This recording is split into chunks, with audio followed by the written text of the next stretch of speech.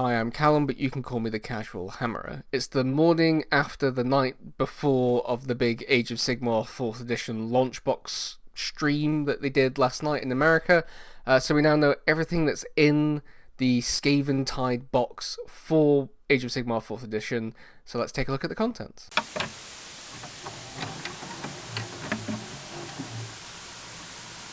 As ever, on the Warhammer community website, there is about 50 articles all about this one single box, with each article going into detail on a specific aspect of it, but there's a nice summary article, and that's the one I'm going to go through here.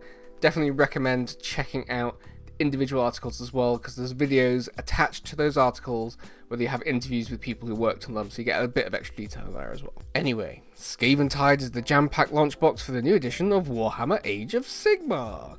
You have the usual marketing spiel throughout the article, as is the case, and these preview videos that I won't play on this because copyright reasons and all that stuff, and you don't want to watch me watch a video, that's boring. Instead, let's have a look at some pretty pictures. So here is the full contents of the Skaven Tide box. So we get 24 Stormcast Eternals miniatures, 50 Skaven miniatures, 4 terrain features, 2 range rulers, more on that later, a Warhammer Age of Sigmar core book, the Spearhead Fire and Jade book, double-sided game board, mainly for Spearhead games, a Spearhead card deck for Spearhead games, and the General's Handbook cards as well. So it's a jam-packed box. They do say elsewhere in the article that this is the biggest launch box they've done for Age of Sigmar, and I think it may be the biggest launch box they've done for anything for a long while. Like, compare this to the Leviathan launch box for 40k, and you get way more in this box than you do in that one, and if it's a similar price point to that, it's going to be very, very good value to get hold of. And as it says down here, the box is divided into 2 sides, coming in at 1,200 points. Is that total or individual is not quite clear, but you get a good chunk of models. That's what they're trying to get across here. So yeah, you have your 24 Stormcast versus 50 Skaven, so Elite Army versus Horde Army, the classic setup for an Age of Sigmar launch box. So let's have a look at some of the new models that were revealed as part of the stream. So we've got the Lord Vigilant on Gryph-stalker, and this sort of epitomizes the direction that they're taking the Stormcast Eternals in, where it is very much, we're going full on like Dark Souls-esque, grimdark designs for a lot of Age of Sigmar stuff now, and it's cool to see the Stormcast Eternals sort of be at the forefront of that, after sort of being the gleaming knights in shining armor for so long. We saw over the course of 2nd and 3rd edition them be whittled down and broken away, that gleaming armor chipped away out, and now we have this badass looking dude leading the army in the launch box. So he's got his big fancy axe and his creepy looking bird, dog, horse thing, and yeah, I really, really like this model. It's very, very cool. He's also accompanied by the Lord Terminus, who's this badass looking guy, which is the guy that's on the cover art, I believe. Yeah, so a version of him is the featured character on the cover art for the edition as well. And he's accompanied by they're called Memorians. These are human guys that are following around the Stormcast Eternals of the Reclusion Chamber to remind them of their mortal selves and their connection to mortal life, because the whole thing in this edition is that the Reclusion Chamber of Stormcast Eternals, they've only got a few reforgings left before they completely lose their minds. So this is like, they're on the brink. Mortal life is on the brink of destruction as well. It's all like, the doomsday clock is at midnight, if not 1 second to midnight. And that's very cool and very exciting, and that's why we're getting lots of cool models and cool lore related to those models as well. This guy's got a very big axe, and he's going to kick so much ass, I believe. And then one of my favourite models from the launch box here, the Lord Veritant. It's not clear whether they're a sorcerer or a priest. I'd imagine there'd be a priest character to go face off against the sorcerer character that's in the Skaven half of the box. But I just really like this model. Like, anytime you have some sort of badass monk warrior type character with a blindfold over their face, but they're still able to like fully engage in combat, that's the sort of shit that I love. And it's just a very cool sculpt as well, even though they have got a very regal looking Gryph-hound with them, which is interesting. Oh, sorry, Gryph-crow, not Gryph-hound anymore, Gryph-crow. Slightly different than what we've seen before. And flaming swords are always cool as well. And then another favourite sculpt from the set is the Knight Questor. I'm a big fan of the original Knight Questor that was part of the first Age of Sigmar set, Warhammer Quest set, and it's good to see that model and the lore around them be updated for this new edition and these sort of like revamped first edition characters and units for the Stormcast Eternals. And it's just a very cool sculpt. You get the impression that in most cases they're going to be a lone warrior scouting through the mortal realms, fulfilling their quest for Sigmar before returning to Azyr. But this guy is, for whatever reason, joining the big army that's fighting the Skaven. So he's got all his gear and equipment and he's there on the front line. I'm not a big fan of the head sculpt. I think it's the direction of the hair that's throwing me off, so I might swap that for another one if there's not an option in the box.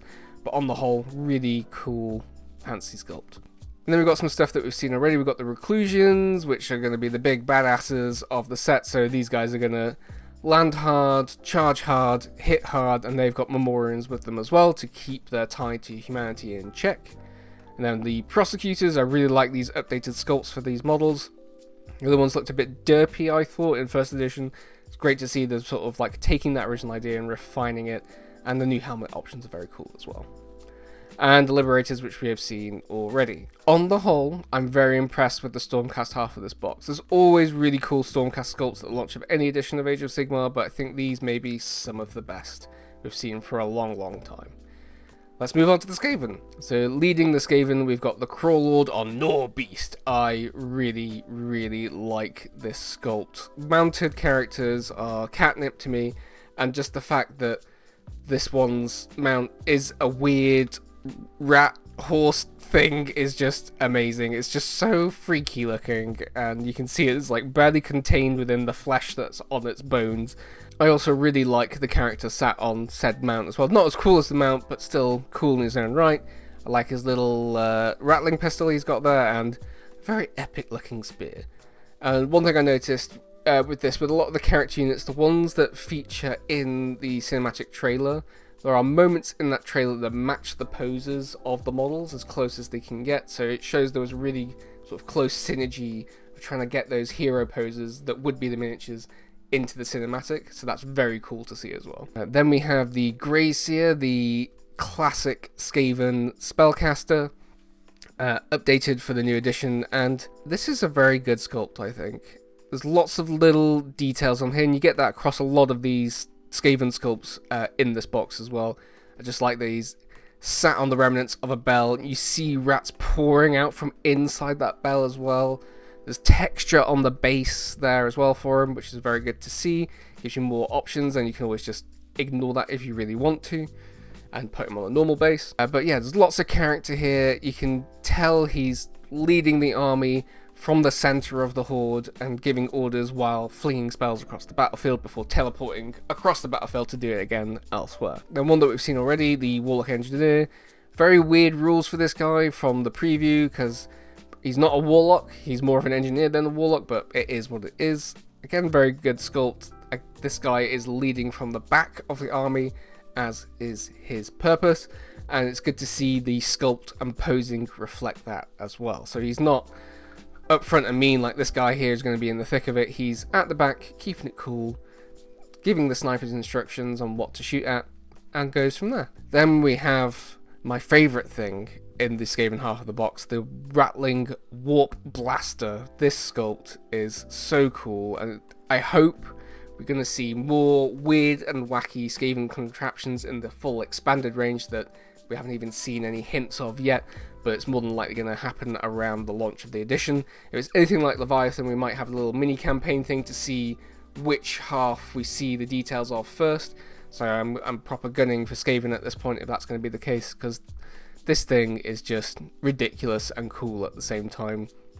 You get a good sense of weight and character to it, from the guys pushing it along the ground to the dude on top firing the thing. You've seen it in the cinematic, and it's great to see it captured here so perfectly in a miniature at the same time. Then we've got the Rat Ogres, again very cool sculpts.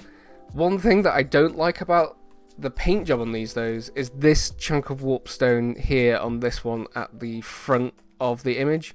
It just sort of feels a bit sort of less bright and colourful than I imagined warpstone to be. I don't know what's going on there. It's a creative choice by the person who painted it, but it doesn't stand out compared to other bits of warp energy you see in other models in this box as well. So for example, this is a bit more glowy here. It's probably painted pretty much the same way, but this seems to glow brighter with warp energy than this giant hunk of pure warpstone emerging from the shoulder of this rat ogre. It's weird to me. I don't know why. But apart from little niggly annoyances like that I can do different things with when I get around to painting these myself, really good sculpts. And they do talk about these sculpts in particular having options for different weapons, whether that's melee or ranged weapons, and hopefully that means that this isn't a push fit kit in the main box. It's actually a normal kit that you can sort of mix and match on, maybe do a bit of kit bashing.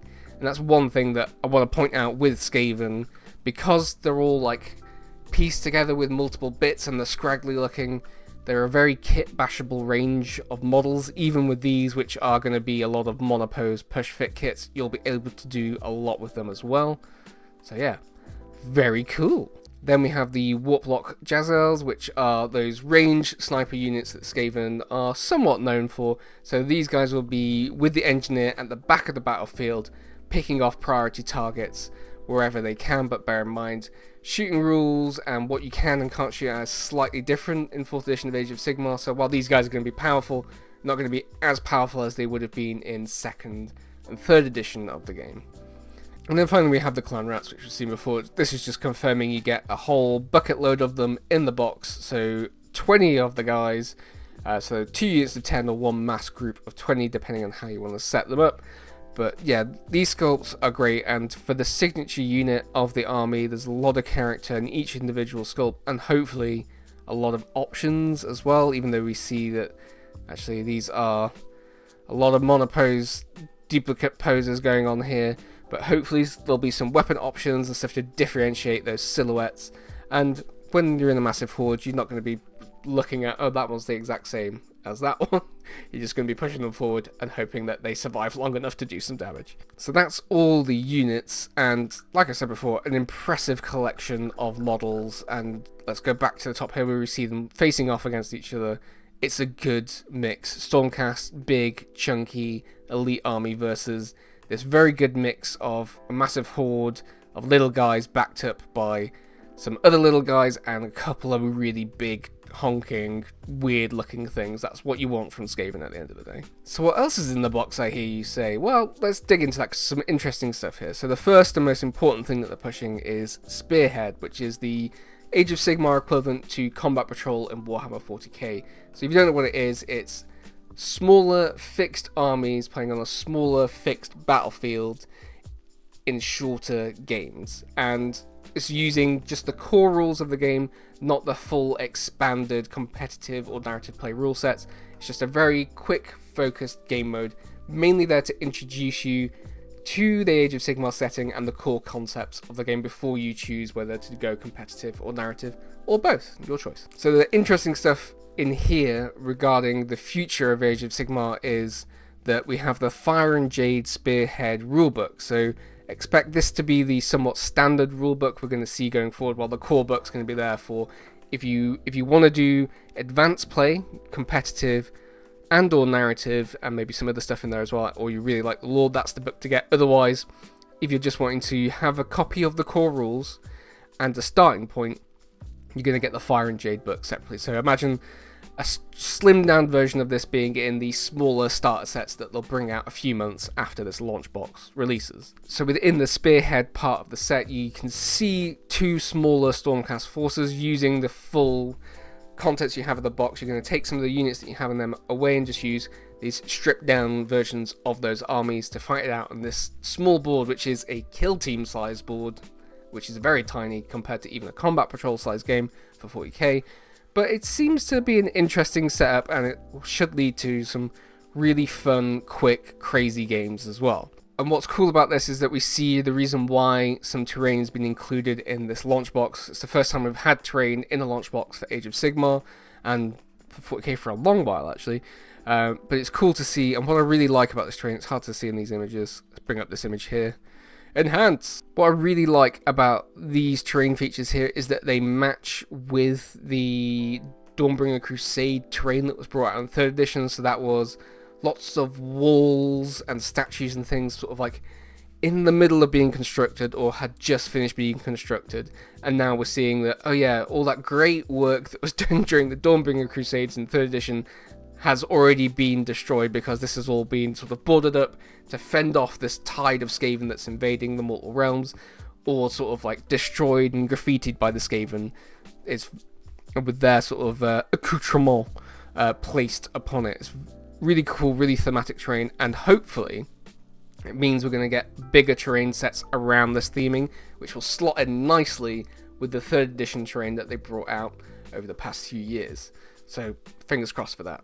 Another cool thing I want to point out is that you see these 2 little sticks here, and they mention them here, that you get the terrain sprue even comes with a 3-inch and 6-inch range rulers that you can snap together to create a 9-inch range ruler. So gone are the weird cardboard ones we've had in previous editions, or the whippy sticks, or those sort of thin plastic rulers we've had before. We have something a bit more thematic, and you can't quite see it in this image here, but we have this one here where you have a zoomed in view of things, and it looks very cool actually. You've got sort of like tiny little rats on it, sort of like marking the inches across the range ruler as it goes, and it's not quite clear where the snapping mechanism is. It's probably this thing here, where you'll be able to just slot it together to get your full 9-inch range on that, which works well for Spearhead, which is going to be a smaller format game. You're rarely going to be moving beyond 9 inches at a time for a standard movement or a charge.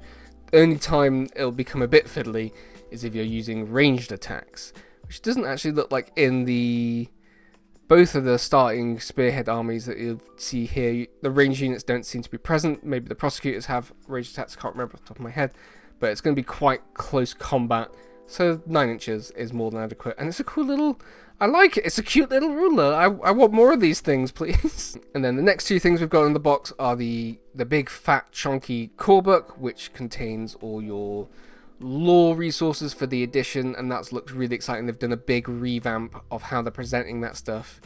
Actually, let's have a look. So you can see here they're sort of like taking a new approach to the artwork. So the art in the core book for 3rd edition had that sense of like hope and optimism to it. We're sort of expanding out everything, sort of like blueprinty in a way, sort of like here's the plans for how we're going to build out the Mortal Realms, and now it's all gone to shit, and there's this grim dark tinge to it, and everything, as it is in Age of Sigmar, is turned up to 11, and it's very cool to see. And one thing they say in the preview video for this particular stuff is that the lore is presented from the mortal eye view of what's going on, so a lot of it is from, as we've already seen in the preview video, Callus and Toll's perspective on what the Mortal Realms are, and then as you journey through each of the realms with each chapter of the book, you get perspectives of the people who live and work and try and survive in those hellish landscapes that we know and love from Age of Sigmar. And then within that core book, you also have copies of the core rules and advanced rules modules that the game will be using going forward, along with like the starting points for match play and Path to Glory, which is very exciting. Particularly Path to Glory, it looks very cool, nicely streamlined with room to expand without getting too complicated, which is what we want. And they added news that each battle tome is going to come with Anvil of Apotheosis rules for that army.